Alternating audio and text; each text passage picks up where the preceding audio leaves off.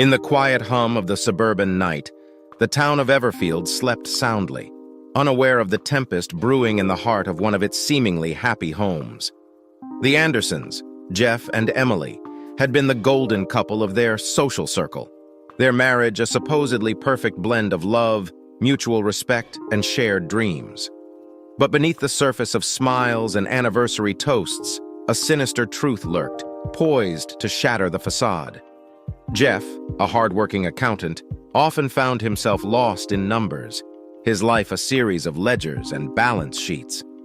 Emily, meanwhile, felt like a bird in a gilded cage, her wings clipped by the monotonous life of a housewife, her once vibrant personality dimming like the fading afternoon light. It was during one of Jeff's late nights at the office that fate played its cruel hand. Emily, seeking excitement outside the four walls of her marital home, found herself in the company of Damien, a charming and enigmatic artist who moved into the neighborhood recently. Their affair was a wildfire, consuming reason and morality in its insatiable flames. One fateful evening, as Jeff returned home earlier than expected, the stage was set for a confrontation that would change their lives forever. Emily, lost in the arms of her lover, failed to notice the click of the front door or the soft shuffle of Jeff's footsteps as he made his way towards the living room, where the sound of laughter and whispers drew him like a moth to a flame. The sight that greeted him was one of betrayal, his wife in the embrace of another man. Before Jeff could process the scene, Damien, mistaking him for an intruder, launched at him with the ferocity of a cornered beast. Blows rained down on Jeff, each one a physical manifestation of the betrayal he felt. As Jeff lay on the ground, the sharp sting of betrayal coursing through his veins, Emily's laughter echoed in his ears, a sound more painful than any physical wound. Damien's face, once friendly and welcoming, was now twisted in contempt and aggression. In that moment, Jeff's world splintered into before and after. The before was filled with memories of love and trust, now tainted with the poison of deceit. The after was uncertain, a path shrouded in the fog of pain and anger. But amidst the chaos, a cold clarity settled over Jeff. The man who had risen early each morning to provide for a family he loved, who had believed in the sanctity of marriage and the promise of forever, was gone. In his place was a man who had nothing left to lose, his heart hardened by the cruel joke of destiny. As he stood up, the taste of blood in his mouth, the room around him silent save for the ragged breaths of his wife and her lover, Jeff knew one thing for certain. This was not the end, but a beginning.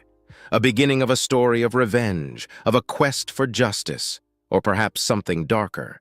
For in the heart of betrayal, the seeds of retribution take root, and from those seeds, a new tale grows. One of vengeance, of battles fought in the shadows, and of scars that, while unseen, cut the deepest. Jason's mind was a maelstrom of thought as he lay in the hospital bed, the painkillers tugging him towards the abyss of sleep, yet his racing thoughts keeping him stubbornly awake. The fluorescent lights above buzzed like an angry swarm, each flicker a reminder of the chaos that had become his life. The nurse, a kind-faced woman with gentle hands, adjusted his IV. "Try to get some sleep, Mr. Henderson," she said softly. "Your body needs it to heal." Heal, he thought bitterly. If only it were his body that needed the most healing. Jenna. Her name was a blade that twisted in his heart with each breath. Their years together, the promises made, the plans for the future, all now tainted by the stark reality of her deceit. The nurse left, and the room grew quiet once more, save for the occasional beep of the monitor and the distant sound of footsteps in the hall. It was in this solitude that Jason began to unravel the web Jenna had woven. He had been blind, he realized. There were signs, small at first, easily brushed aside. A late night here, an unexplained absence there, a scent on her clothes that wasn't his. He had trusted her, trusted in the love he thought they shared. Now, with the sting of betrayal fresh on his skin, the past reassembled itself into a narrative he could no longer ignore. The late nights weren't overtimes at the office. The absences weren't just outings with friends. And the scent, how could he have been so naive?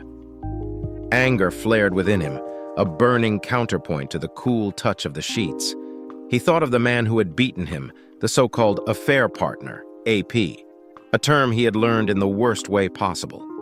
This man had not just shared moments with Jenna, he had reveled in Jason's downfall, had beaten him while she watched. But it was her eyes that haunted him, the lack of remorse, the cold detachment as she witnessed the assault. That was not the Jenna he had known. Or perhaps, he pondered, he had never truly known her at all.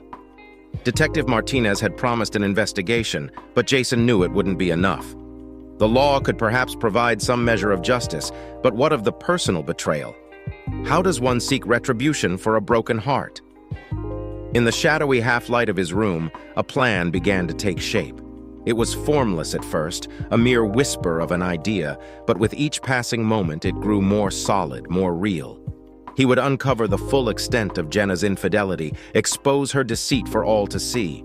He would not let this lie in the darkness any longer. The thought gave him a bitter satisfaction. He would use his pain, his humiliation as a weapon. He would be the architect of her undoing, just as she had been of his. Sleep eventually claimed him, but it was a restless slumber, filled with shadowy figures and half-remembered voices. In his dreams, he chased the truth through endless twisting corridors, always just out of reach. When morning came, bringing with it the soft rays of the sun and the sounds of a world unconcerned with his plight, Jason Henderson was ready. Ready to face what was to come, ready to fight back against the darkness. The battle lines were drawn indeed. The sterile beep of the heart monitor had become a constant in Jason's life, a reminder of the fine line between the world he knew and the one he had been thrust into. He had been a pawn in a game he didn't even know was being played. But as he lay there, the fog of medication parting, clarity began to form alongside the resolve in his heart. Detective Martinez had given him a lifeline, a way to reclaim some semblance of control.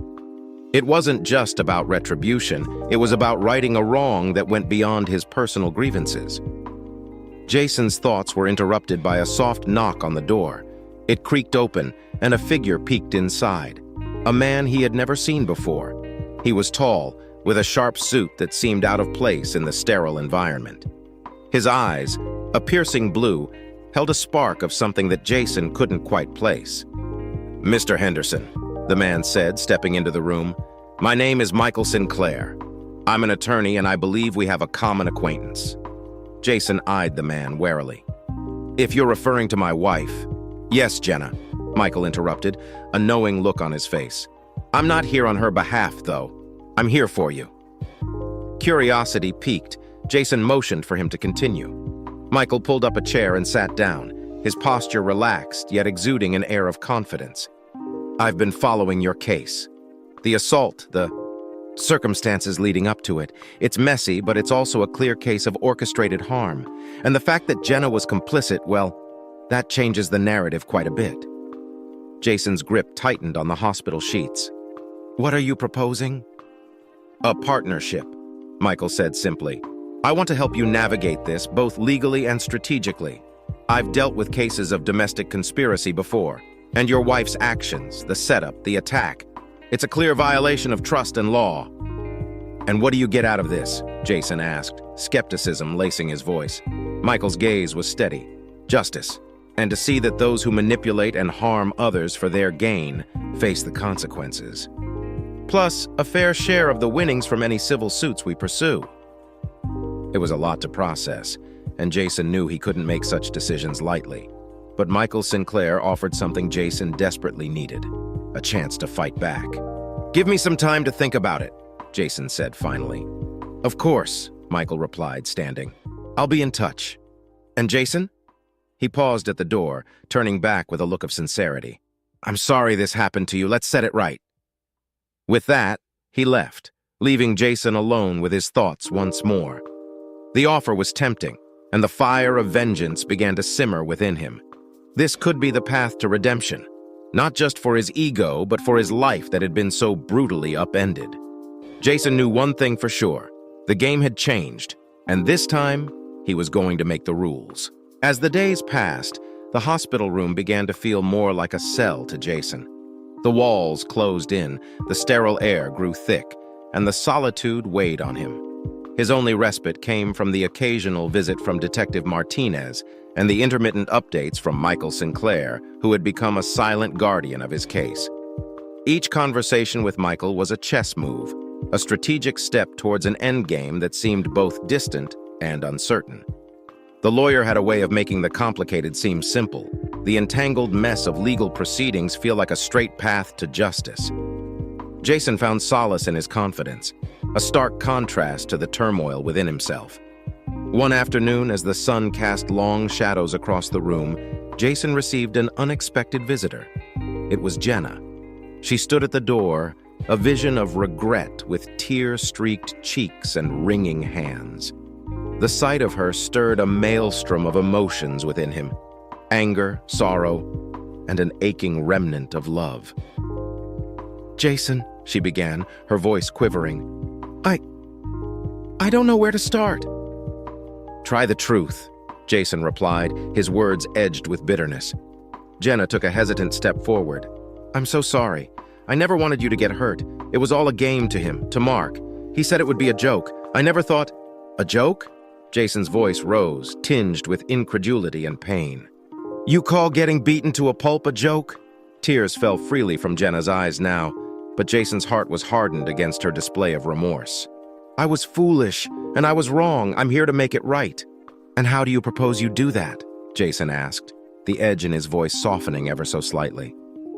"I've left Mark. I've told the police everything, and I'll testify. I'll do whatever it takes to help you with your case," Jenna offered, her eyes pleading for forgiveness. Jason considered her words, weighing them against the betrayal that still festered like an open wound.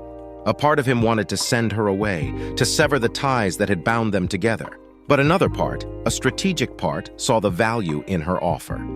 "Your testimony could make all the difference," Jason admitted reluctantly. "I just want to make things right," Jenna said, taking another step into the room. "Can you ever forgive me?" Forgiveness was a distant shore, and Jason was still adrift in a sea of betrayal. "It's not about forgiveness right now," he said, his gaze meeting hers. "It's about justice." Jenna nodded, understanding the unspoken boundaries between them. "I'll do whatever it takes," she repeated. As she left, Jason lay back against his pillows, the conversation replaying in his mind. The board was set, the pieces were moving, and with Jenna's testimony, the tide could turn in his favor. But the game was far from over, and Jason knew that the path to victory was fraught with unseen dangers. For now, he had to heal, to gather his strength for the battles ahead. The shadows in his room seemed to shift, and in them, Jason saw the outline of his future, uncertain yet unforgivingly his to shape. In the days that followed, Jason found himself at a crossroads. With Michael Sinclair's offer on the table, he had to make a decision that would not only affect the course of his legal battle, but also the state of his soul. The promise of justice was tantalizing, yet the shadow of vengeance began to loom over him, darkening his thoughts. His recovery was marked by the dichotomy of his emotions, the physical healing that was visible in the mirror and the internal turmoil that no scan could reveal. He was torn between the desire for retribution and the knowledge that whatever path he chose would define the person he would become. Amidst this inner conflict, an unexpected visitor appeared at his door. The soft tapping was hesitant, a stark contrast to the confident strides of Michael Sinclair. Jason's heart skipped a beat as he saw who it was, his sister, Emma. Her eyes were red-rimmed, a testament to the sleepless nights and worry lines that now etched her face. They had not spoken since the news of Jenna's betrayal had exploded into public view, a scandal that had rocked their family to its core. "Jay," she whispered, stepping into the room, her voice breaking the silence like a fragile truce. "I had to see you." Jason's response was a mix of warmth and bitterness.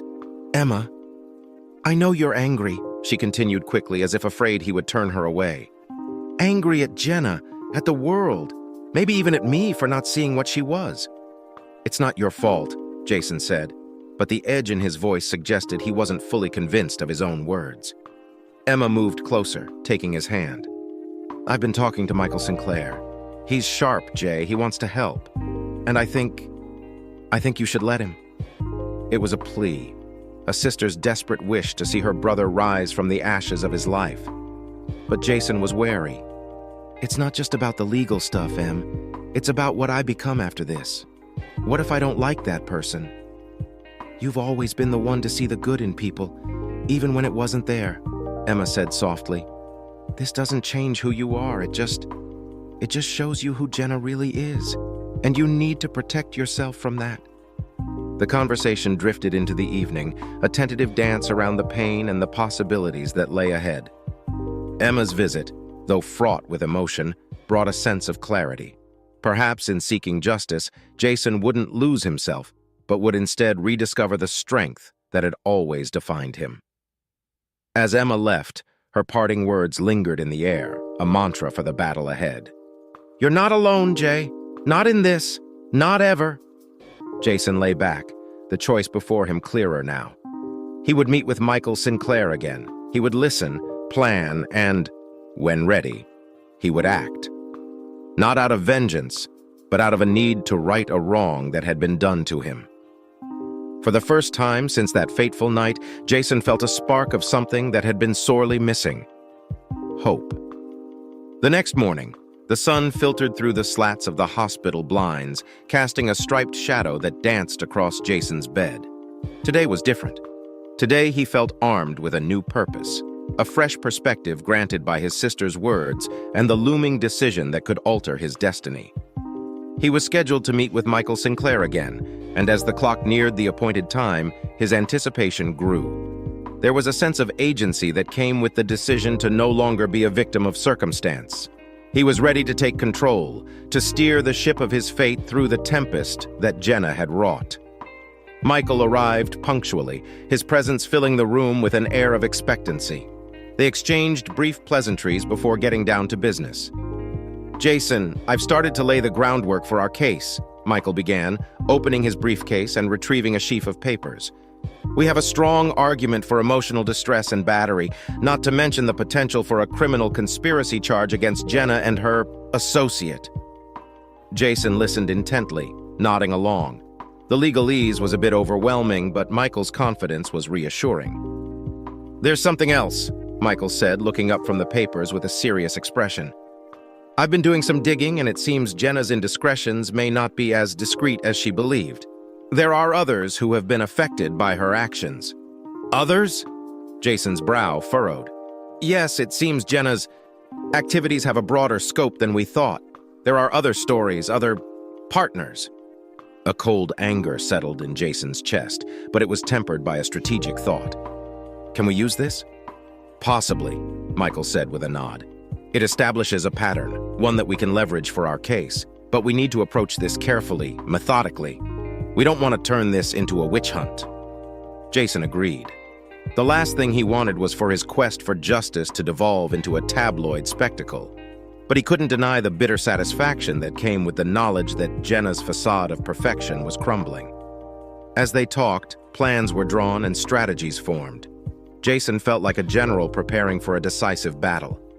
Yet amidst the talk of depositions and subpoenas, there was a moment when Michael's gaze softened and he placed a hand on Jason's shoulder. Remember, we're doing this to bring the truth to light, not just for retribution. It's about getting you the justice you deserve.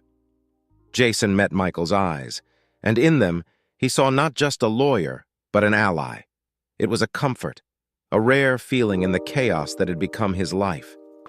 After Michael left, Jason lay back, his mind racing with thoughts of the future. It was as if he'd been walking through a fog these past weeks, and now he was finally starting to see the path ahead. There would be obstacles, of course, but he was no longer wandering aimlessly. He closed his eyes, taking a deep breath. The path to healing was not just about his body, but his heart and mind as well. And with each step forward, he felt the shards of his broken life slowly starting to fit back together. As days turned into weeks, Jason's physical wounds began to heal, a testament to the resilience of the human body. However, the emotional and legal battles he faced were just beginning to unfold in their full complexity. With Michael Sinclair by his side, he felt better equipped to face the storm. Yet the uncertainty of the outcome cast a long shadow over his recovery.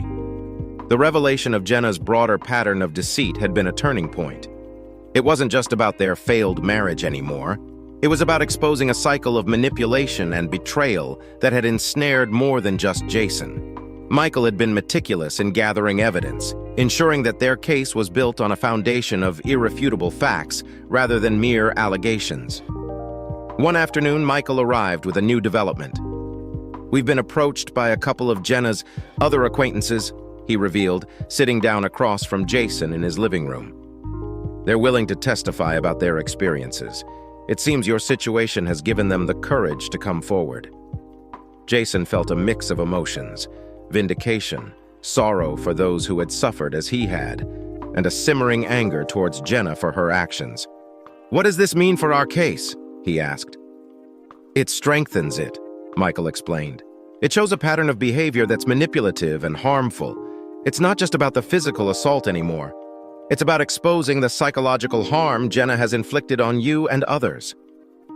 The strategy was clear, but Jason found himself grappling with the moral implications. Exposing Jenna's actions would undoubtedly bring him closer to legal victory, but it would also drag other people's pain into the public eye.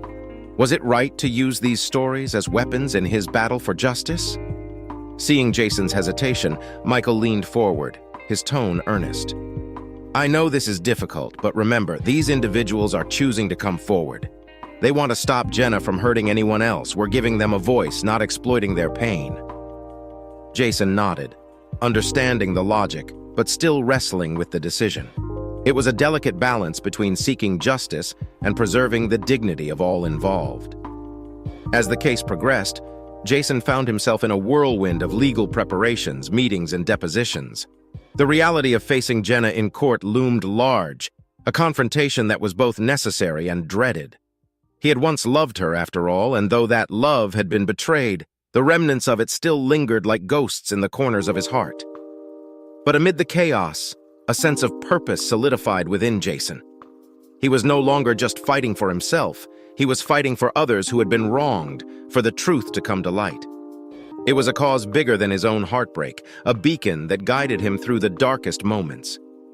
The day before the trial, Jason stood alone in his living room, looking out the window at the world moving indifferently outside. The journey from that fateful night to this moment had changed him irrevocably. He was not the same man who had walked into Jenna's trap, nor was he the same man who had woken up in the hospital, broken and betrayed. Tomorrow he would face Jenna and her actions head on. Whatever the outcome, he knew he had already won the most important battle, the one within himself. He had found his strength, his voice, and most importantly, his will to fight for what was right. The morning of the trial dawned clear and crisp, a stark contrast to the turmoil brewing in Jason's heart. As he prepared to leave for the courthouse, he found himself reflecting on the journey that had brought him to this precipice. The pain, the betrayal, and the relentless pursuit of justice had all led to this moment. Today, the truth would be laid bare, and Jenna's web of deceit would finally be unraveled in the eyes of the law. Michael Sinclair met him outside the courthouse, his expression one of determined calm. "Today, we stand for the truth," he said, clasping Jason's shoulder in a gesture of solidarity. "Remember, no matter what happens in there, you've already shown incredible strength and courage." The courtroom was a cavernous space, filled with the weight of impending judgments. As Jason took his seat, he caught sight of Jenna for the first time since the night of the betrayal. She looked back at him, her expression unreadable. Any remnants of the love he once felt for her had long since evaporated, replaced by a resolve to see justice served. The trial commenced with the procedural formalities, the air thick with anticipation. Michael Sinclair was a force in the courtroom, presenting the case with compelling evidence and witness testimonies that painted a damning picture of Jenna's actions. The testimonies from Jenna's other victims added layers to the narrative, illustrating the depth of her manipulation and the pain she had inflicted on those who had trusted her. Jason's own testimony was the culmination of the prosecution's case.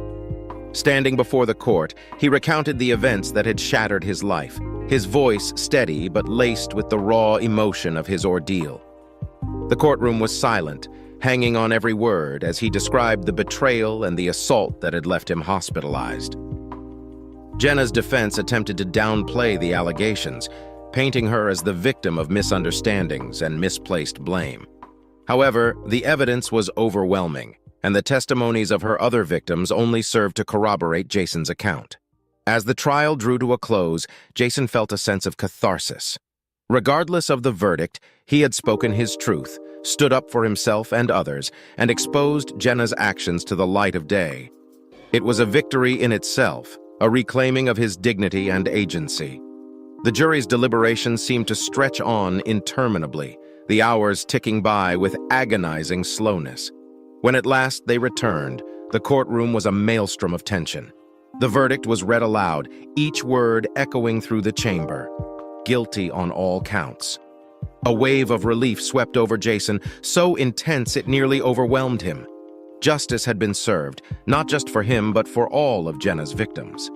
The sentence that followed was a formal acknowledgement of the pain she had caused, a declaration that such actions would not go unpunished. As the courtroom emptied, Michael Sinclair turned to Jason, a smile of genuine satisfaction on his face. "Today, you've shown that the truth has power," he said. "You've given a voice to those who felt voiceless. That's something to be proud of." Jason stepped out into the sunlight, the weight of the past months lifting from his shoulders. He knew the road to healing was still long, and the scars of his experience would never fully fade. But for the first time in what felt like forever, he looked to the future with hope.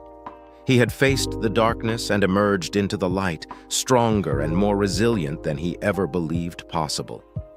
The battle was over, but the journey of healing was just beginning. After the trial, life gradually began to find a new rhythm for Jason, one where the days were no longer overshadowed by court dates and legal strategies. The victory in court had been a significant milestone, but Jason quickly realized that the battle for his internal peace was far from over. True healing, he discovered, was a journey that unfolded in the quiet moments of introspection and in the courage to rebuild his life from the ruins. Michael Sinclair remained a steadfast presence, now more friend than attorney. In the aftermath of the trial, he encouraged Jason to channel his experiences into advocacy, suggesting that sharing his story could offer hope and support to others who had faced similar betrayals. Taking this advice to heart, Jason began to explore avenues where his voice could make a difference. He started a blog, initially as a personal diary to document his journey of healing and reflection. Surprisingly, it quickly garnered attention, resonating with readers who found solace in his words and strength in his vulnerability. Jason's story became a beacon for those navigating the treacherous waters of betrayal and seeking a path to recovery. In time, his blog evolved into a platform for advocacy, providing resources, support, and a community for survivors of emotional and physical abuse. Jason found a new purpose in this work, a way to transform his pain into something positive and life-affirming. It was a balm for his soul, offering him a sense of fulfillment that he had never found in his previous career. As he immersed himself in this new calling, Jason also began to mend the strained relationships in his life. His sister Emma had been a constant source of support, and their bond deepened as they navigated the aftermath of the trial together. Jason also reached out to old friends, rebuilding bridges that had been neglected in the chaos of his former life. However, the most significant relationship Jason had to confront was the one with himself. The trial and Jenna's betrayal had forced him to question his self-worth and trust in others. Through therapy and self-reflection, Jason learned to forgive himself for the misplaced trust, and to see his experiences not as a reflection of his value, but as a testament to his resilience. He also discovered solace in nature, taking long walks in the local park, where the simplicity of the natural world offered a stark contrast to the complexity of his emotions. These moments of solitude became crucial for his mental health, a time to process and to breathe, to find the stillness within that he had lost in the turmoil of betrayal. One day, while sitting on a bench watching the sunset paint the sky in hues of orange and pink, Jason realized how far he had come. The darkness that had once threatened to consume him was now just a shadow, a part of his story, but not its defining feature. He had found light in the darkest of places, not just for himself, but for others who had felt lost in their despair. Jason's journey of healing was not linear, nor was it without its setbacks. There were days when the weight of his past felt too heavy to bear, but these moments were now tempered with the knowledge that he was not alone. that he had a purpose, and that healing was possible. As the sun dipped below the horizon, Jason stood up from the bench, feeling a sense of peace envelop him. He knew the road ahead would have its challenges, but he also knew he had the strength to face them. For the first time in a long time, he was genuinely excited for the future, for the opportunities to grow, to love, and to live fully. The end of one chapter marked the beginning of another, and Jason was ready to turn the page. As the seasons changed, so too did the landscape of Jason's life.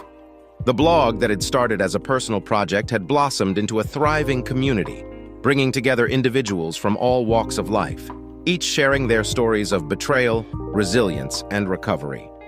Jason found profound fulfillment in his advocacy work, a stark contrast to the emptiness that had once pervaded his existence. His efforts did not go unnoticed. The local community center approached him to lead a series of workshops and support groups for survivors of emotional abuse. It was an opportunity to expand his impact, to turn the pain of his past into proactive change. Jason embraced this new role with enthusiasm, dedicating himself to helping others navigate their paths to healing. Amidst his work, Jason also embarked on a journey of personal rediscovery. He took up painting, a hobby he had abandoned in his youth, finding in it a powerful form of expression that transcended words. His art, much like his life, was a vivid tapestry of light and dark, a reflection of his journey from despair to hope. It was during one of his exhibitions that he met Lena. She was a fellow artist, her work imbued with a depth of emotion that spoke to Jason on a profound level. Their connection was instant, a meeting of souls that had weathered storms and emerged stronger. Lena understood the scars that Jason carried, for she had her own. Together they discovered a love that was not diminished by their pasts, but enriched by the lessons they had learned. As their relationship deepened, Jason found in Lena a partner who not only shared his passion for art and advocacy, but who also challenged him to grow in ways he had never imagined. With her, he learned that love after betrayal was not only possible, but could be deeper and more meaningful than he had ever believed. The final piece of Jason's healing came in an unexpected form. A letter penned by Jenna arrived one day, its contents raw and remorseful. She spoke of her own journey of self-discovery, of the pain she had caused, and her quest for redemption. It was not an attempt at reconciliation, but a request for forgiveness, for the peace of both their souls. Jason's response to Jenna's letter was a testament to the man he had become. He forgave her, not for her sake, but for his own. It was the closing of a chapter, a release of the lingering shadows of his past. In forgiveness, he found the final key to his own liberation, a freedom from the chains of anger and resentment. The story of Jason's journey came to a close, not with a dramatic climax, but with quiet contentment. He had found happiness not by erasing his past, but by embracing it, learning from it, and using it to fuel a future filled with purpose, love, and hope. Jason's life was a mosaic of experiences, each piece a lesson, a memory, a stepping stone to the person he had become. As he stood beside Lena, looking out at the horizon, he realized that the end of his journey was just the beginning of a new adventure, one that he was now fully prepared to embark on. In the end, Jason's story was not defined by the betrayal he had suffered, but by his resilience, his capacity for love, and his unwavering belief in the possibility of new beginnings. The end.